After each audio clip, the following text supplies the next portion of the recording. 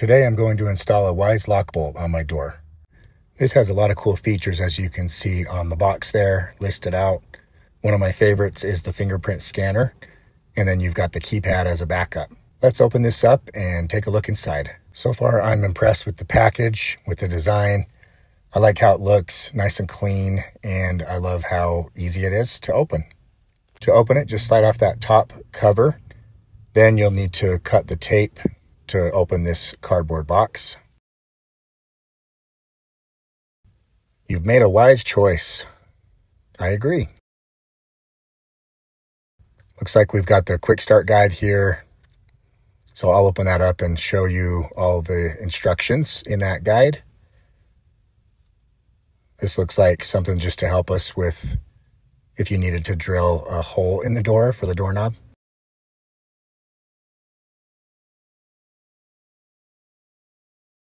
So it looks like there's 4 AA batteries. Then you have the lock right here.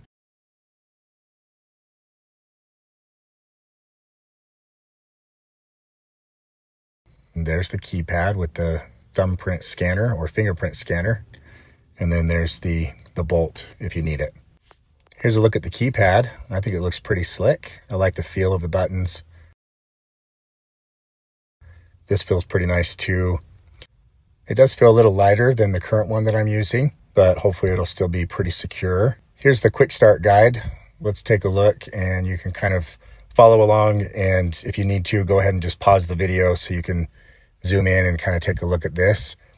Looks pretty organized and pretty clear on each step, so I like that. So definitely keep watching and I will take you through each of these steps. I have never done this before, and so we'll see how well it goes as we follow along. One thing I also wanted to mention is you do have access to the app where you can follow these instructions there.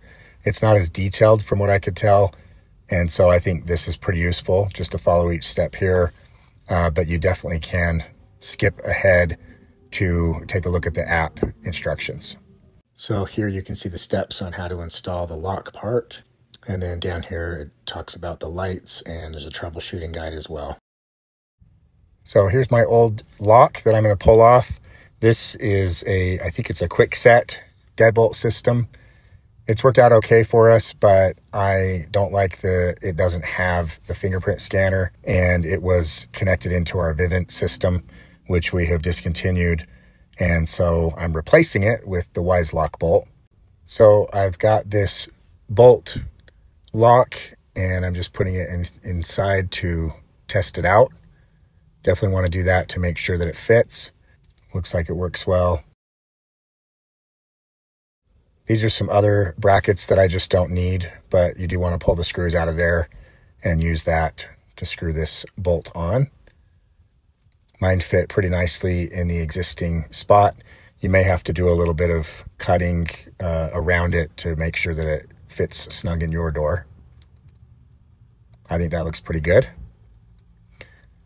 So now I'm going to take the keypad and I'll just feed it through here, and you just want to make sure you direct that cable underneath.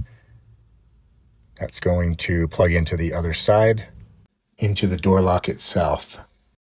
So I think it looks really nice on the door. The keypad and the scanner looks sweet. Now it's time to install the lock. You can see the 2 pieces here that'll go together.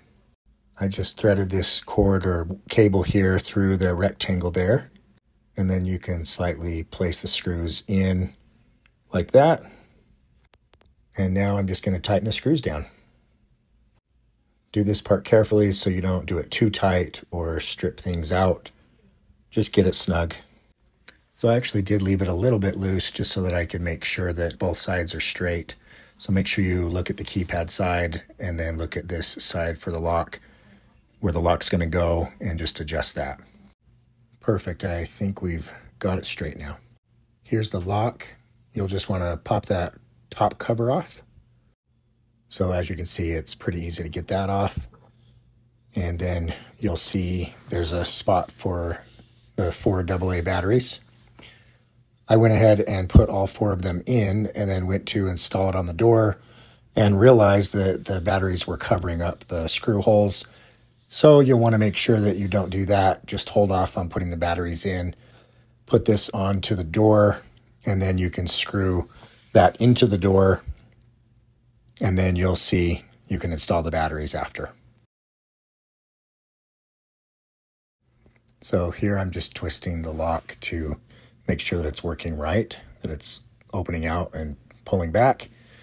And then I went ahead and pulled the batteries back out, and now I'm just screwing it on.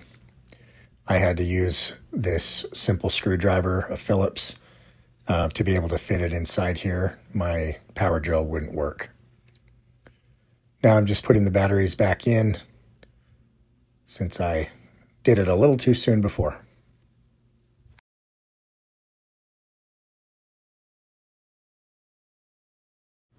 Then you'll just want to make sure that you snug them down, just make sure they're flat before you put the cover over the top. I just tried the thumb on the scanner. Of course, it didn't work because I don't have it programmed yet, but you could see it light up there. Then I just pressed the lock button so it would lock the bolt, just to test it out to make sure it's all working. And now I'm going to add the device to my Wyze app.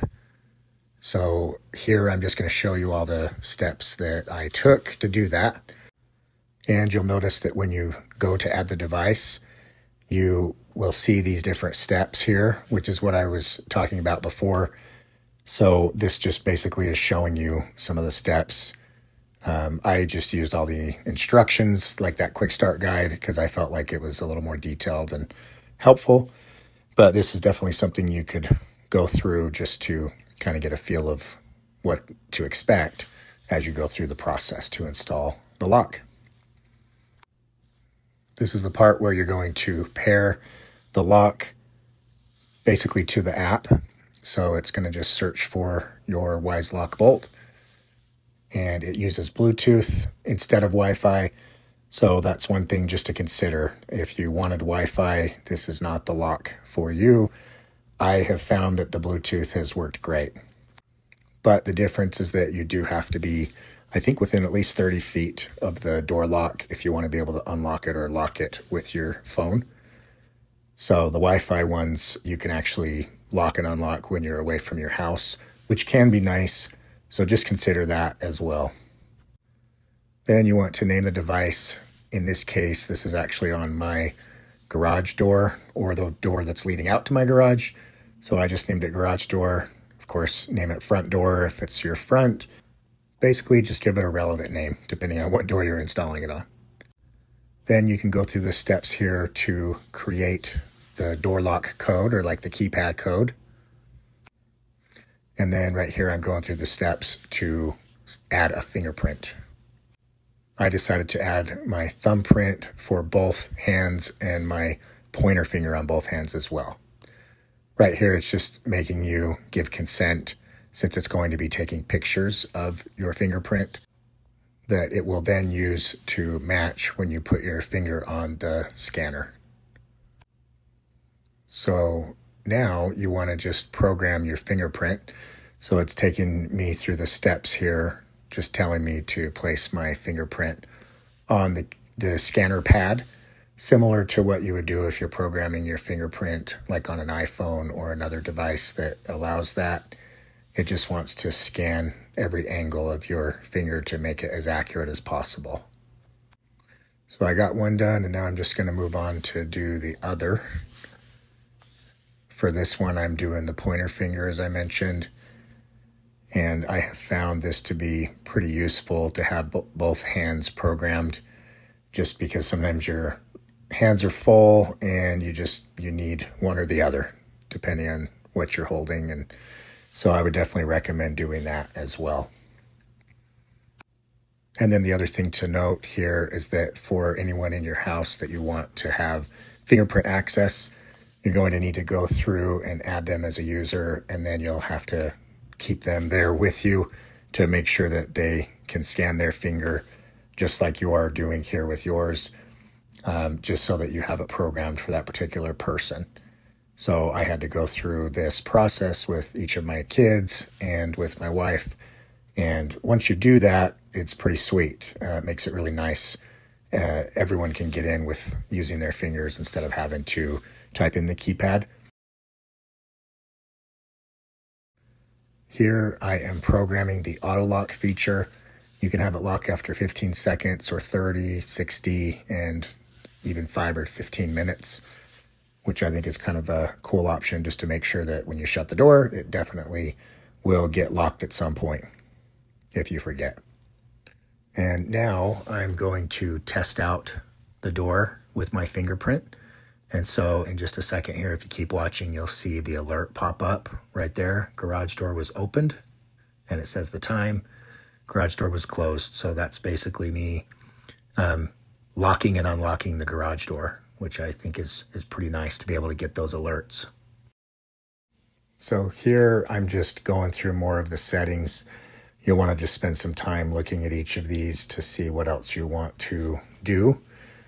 And just test out your fingers, make sure they work, and of course go through and program the codes and make sure that those work on the keypad as well. And then you can get each of your family members and start programming their codes and fingerprints also. So now that I've tested it, I feel pretty good about my settings. I just decided to grab one of my kids, and now I'm just going through the steps to add him as a user and to start programming his fingerprint as well. So you'll just go through the same steps that you just did for yourself. So here you can see I just put my thumb on the scanner and it unlocked the door. And then you can see here, if you just push the lock button, it locks the bolt. And that is how you install the Wizelock bolt on your door. I hope you found this video helpful. Definitely leave a comment if you have any trouble at all when you're going to install yours. Don't forget to like and subscribe.